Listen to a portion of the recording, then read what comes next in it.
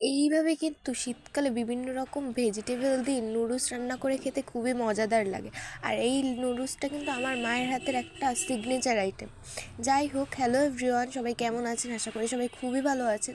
আজকে আমার মা বানাবে ভেজিটেবল এগ নুডলস। তার জন্য প্রথমেই নিয়েছে কাঁচামরিচ, আলু, গাজর, ফুলকপি, পেঁয়াজ আর পেঁয়াজগুলি কেটে রেখেছিল। মা এখানে নুডলসটা সেদ্ধ করে নেবে, তার জন্য মা একটা কড়াইয়ের ভিতর জল গরম করতে বসিয়ে দিয়েছে। জল গরম করতে বসিয়ে দিয়ে তার ভিতর মা একটু সামান্য পরিমাণে সাদা তেল দিয়ে দেবে। তেলটা দেওয়ার ফলে নুডলসটা কিন্তু একটু ঝরঝরে হবে, যার কারণে মা একটু তেল দিয়ে দিয়েছে। এখন আমরা এই জলটা ফোটার জন্য ওয়েট করব। এইখানে কিন্তু জলটা ফুটে উঠেছে, যার কারণে মা নুডলসগুলো দিয়ে দেবে। নুডলসগুলো দিয়ে মা একটু কিন্তু হালকা নাড়াচাড়া করে দেবে। এইখানে মা সব নুডলসগুলো দেওয়া হয়ে গেছে, এখন একটু নাড়াচাড়া করে দিল। এখন মা এইটা 5 মিনিটের জন্য সেদ্ধ করতে রেখে দেবে। 5 মিনিট পর এটা সেদ্ধ হয়ে গেলে মা নামিয়ে নেবে। এইখানে নুডলসটা সেদ্ধ করা হয়ে গেছে, এখন মা এটা নামিয়ে নেবে। এখন মা নুডলসটা একটা ছাঁকনির ভিতর নামিয়ে নিয়েছে, যাতে করে জলটা ঝরে যেতে পারে।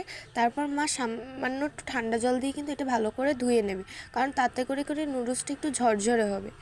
এখন মা অন্য একটা কড়াইয়ের ভিতর সাদা তেল দিয়ে দেবে গরম করার জন্য। এইখানে কিন্তু অল্প পরিমাণে মা সাদা তেলটা দিয়েছে। তেলটা গরম হয়ে গেলে মা এইখানে 2টা ডিম দিয়ে দেবে ভাজার জন্য। এখানে মা 2টা ডিম দিয়ে দিয়েছে। এখন এইটার উপর সামান্য পরিমাণের একটু মা লবণ দিয়ে দেবে। এখন এইটা ভালো করে মা ঝুরি করে নেবে। এইখানে মা ডিমগুলো ভালো করে ঝুরি করে নেবে। এইখানে কিন্তু মা ডিমগুলো প্রায় ঝুরি করা হয়ে আসছে। মা আর একটু করে ভেজে তারপরে ডিমগুলো তুলে নেবে।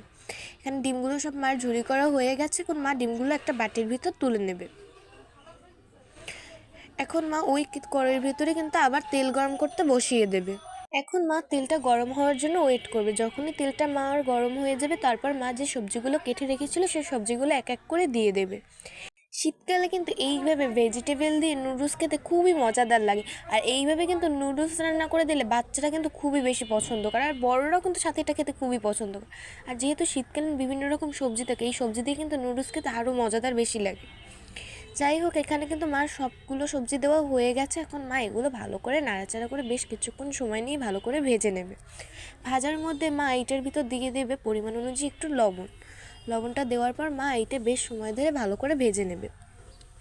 আমাদের বাড়িতে কিন্তু কম বেশি সবাই কিন্তু এই ভেজিটেবল নুডলসটা খেতেই বেশি পছন্দ করে, কারণ এইটা কিন্তু অনেক হেলদি হয়ে থাকে। এটার ভিতর কিন্তু অনেক রকমের সবজি থাকে, যেটা কিনা আমরা এমনি বাচ্চাদের খাওয়াতে পারি না, যার কারণে এইভাবে যদি রান্না করে দিই তাহলে কিন্তু চেটে পুটে খাবে। মা এরপর ভাজা ভাজা একটু হয়ে গেলে তারপর যে কাঁচামরিচ আর পেঁয়াজটা কুচি করে রেখেছিলো সেই কাঁচামরিচ আর পেঁয়াজটা দিয়ে দেবে। কাঁচামরিচ আর পেঁয়াজটা দিয়ে কিন্তু বেশ কিছুক্ষণ সময় ধরে এটা ভালো করে ভেজে নেবে, কারণ এই সবজিটা যদি একটু কম ভাজা হয় তাহলে কিন্তু খেতে একদমই ভালো লাগবে না, যার কারণে মা এটা ভালো করে ভেজে নেবে অনেকটা সময় নিয়ে। এখানে মার সব সবজি দেওয়া হয়ে গেছে, এখন এগুলো একটু ভালো করে নাড়াচাড়া করে নেবে। বাচ্চাদের টিফিনের জন্য কিন্তু আমরা বিভিন্ন দিন বিভিন্ন রকম চিন্তা ভাবনা করি কবে কী দেব, কিন্তু এইভাবে যদি নুডলস রান্না করে দেন তাহলে কিন্তু বাচ্চাদের টিফিন আর খালি আসবে না, কারণ তারা কিন্তু বিভিন্ন রকম খাবার খেতেই বেশি পছন্দ করে। আর এইভাবে কিন্তু সবজি দিয়ে যদি নুডলস রান্না করে দেন তাহলে কিন্তু এটা বাচ্চার স্বাস্থ্যের জন্য আর খেতেও কিন্তু খুবই ভালো লাগবে। যাই হোক, এখানে মার সব কিছু ভাজা হয়ে গেছে। তারপর মা এটার ভিতর যে ডিমগুলো ঝুরি করে ভেজে রেখেছিলো সেই ডিমগুলো দিয়ে একটু নাড়াচাড়া করে নেবে।